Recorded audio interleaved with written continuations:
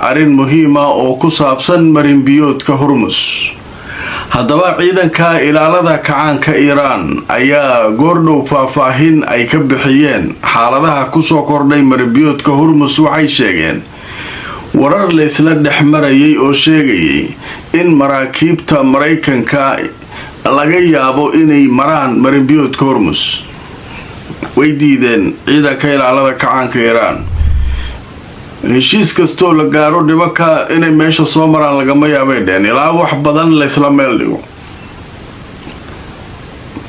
ciidan badanaa badda ii fadhiya, diyaarado badanaan haystaa, maraakiib oo diyaaradaha xambaaraan wataa, waxaasoo dhan adeeg u taallaa. meeshaan markabaa leedahay ma soo mari karaan edabtaasaa la siiyey. macalinka weyn oo la edbiyey ka waran meelaa la saaray, ilaahay ugu og meelaa la saaray waa la yaabay. nimankii iiraaniyiinta waxay leeyihin wallay ka tahay markab cadowga meeshaan ma soo mari karo. maraykanna waxa maraakiib u dhooban Hormuz iyo hareeraheedu waa yaabaysaa. markab ganacsi uu leeyahay xataa ma soo mari kara meesha. wax la yaab la soo maa. iiraan marka gacanaa loo taagay markii uu lahaa ninkii professorka bil ka hor aan halkan idinkaga soo gudbiyay Mareykanka uu lahaa waa alquwatu raabica, macnaha awoodda afaraad ay noqotay Iiraan. adduunka awoodaha la qiimeeyo marka laga soo tago Mareykan iyo Ruush iyo Chinese number 4 ay noqotay. nimankii number 1 meel iska saaray ma iyaga sahlan marka sheekadu caadi ma. haddaba markaan idintu soo wararkii ugu dambeeyay, wargeyska la yiraahdo Ra'yul Yawm ayaa goordhow qoray warbixin uu leeyahay ciidanka ilaalada kacaanka Iiraan waxay sheegeen in marinbiyoodka Hormuz aanay weli ka gudbi karin dowladaha ay ku tilmaameen cadowga.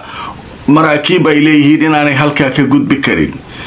dhanka kale waxay sheegeen ciidanka ilaalada kacaanka Iiraan iyo wadanka la yiraahdo saldanada Cumaan inay iyaga ka shaqaynayaan howlo cusub oo ku saabsan sidii ay markaa maraakiibta halkaa marayso iyo wixii ay ugu wada shaqayn lahaayeen.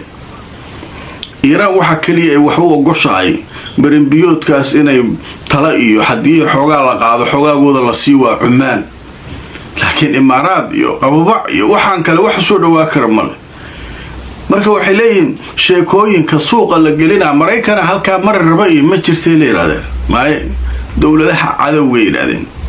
dowladaha cadowga Iiraan ku ah meeshaan ma bari karaan yaa cadow ah marka yaa yaqaan meeshaan Mareykanka Israa'iil la yaqaan laakiin kuwa balan oo cadow ay u aabisan tahay maartay Iiraan ayaa jira.